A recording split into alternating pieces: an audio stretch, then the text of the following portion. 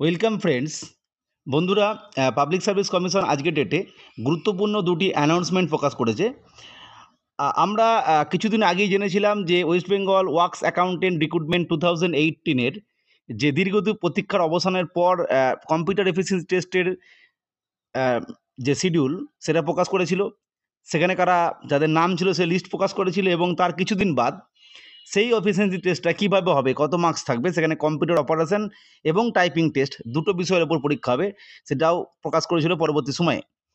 আজকের ডেটে পুনরায় সেই West Bengal works accountant recruitment এক্সামিনেশনের যে বিষয়ে টাইপিং টেস্টের ডিটেলস এবং পিএসসি ক্লার্কশিপ 2019 যেটা, যা নন জয়নিং লিস্টের ওপর নন জয়নিং, মূলত এটা ইউআর ক্যাটাগরির, সেই বিষয়ে কম্পিউটার টাইপ টেস্টের ওপরে ডিটেলস আজকে অ্যানালাইসিস দিয়ে দিয়েছে। অর্থাৎ সেখানে কিভাবে পরীক্ষা হবে, আপনি কিবোর্ড আপনি কিভাবে ইউজ করবেন, কত নাম্বার কোয়ালিফাইং, অবশ্যই কোয়ালিফাইং নেচার পিএসসি ক্লার্কশিপের ক্ষেত্রে, সেই কোয়ালিফাইং মার্কস কত, এই বিষয়টা যাই হোক আমরা পরপর দেখতে থাকবো যে পিএসসি ক্লার্কশিপ এবং ওয়েস্ট বেঙ্গল ওয়ার্কস অ্যাকাউন্টেন্ট রিক্রুটমেন্টের কম্পিউটার টাইপ টেস্টের ক্ষেত্রে গুরুত্বপূর্ণ ইনস্ট্রাকশনগুলো কী রয়েছে। প্রথমেই দেখুন, the typing test is qualifying in nature as mentioned in the notification. অর্থাৎ আমরা জানি যে পিএসসি ক্লার্কশিপের ক্ষেত্রে এই টাইপিং টেস্টটা কিন্তু কোয়ালিফাইং ইন নেচার উল্লেখ করা ছিল। এবার দুটো বিষয়ে একসঙ্গে উল্লেখ করা আছে, দেখতেই পাচ্ছেন যে আপনাকে অবশ্যই 200 ওয়ার্ডস লিখতে হবে ইন ইংলিশে ফর 10 মিনিটসে, এবং বেঙ্গলির ক্ষেত্রে এটা হবে 100 ওয়ার্ড 10 মিনিট। অর্থাৎ আমরা বুঝতেই পারছি যে অবশ্যই এর কম লিখলে কিন্তু আপনি ডিসকোয়ালিফাইড হয়ে যাবেন। এটা হলো অর্থাৎ আপনাকে more than 200 words in English within 10 minutes, and বেঙ্গলির ক্ষেত্রে এটা হবে 100 ওয়ার্ডস উইদিন 10 মিনিটস।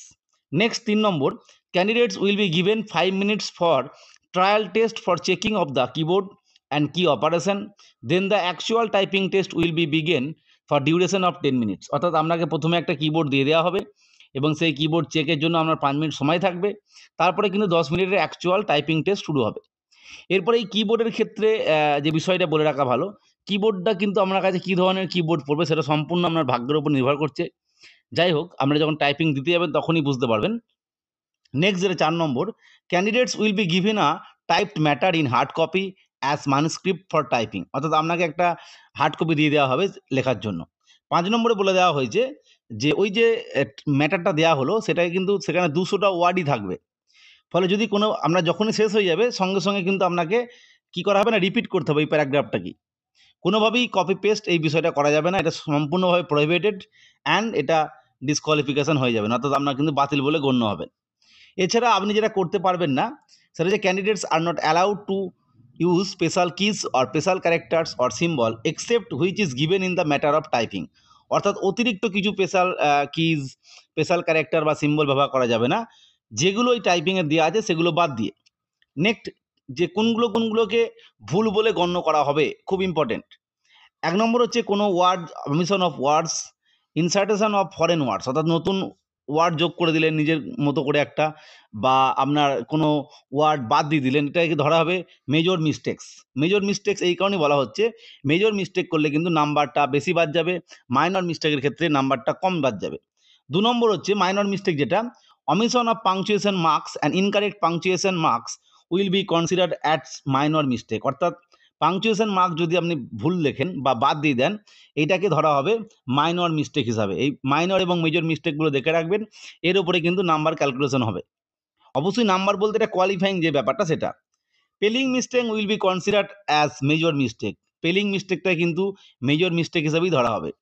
নেক্সট যেটা দেখবো, আর একটা মেজর মিস্টেক এখানে উল্লেখ করেছে যে insertion of punctuation at the beginning or inside and end of the word will be considered at major mistake. অর্থাৎ কোনোভাবে পাংচুয়েশন মার্ক যেখানে খুশি আপনি দিয়ে দিলেন সেটাই কিন্তু মেজর মিস্টেক ধরা হবে।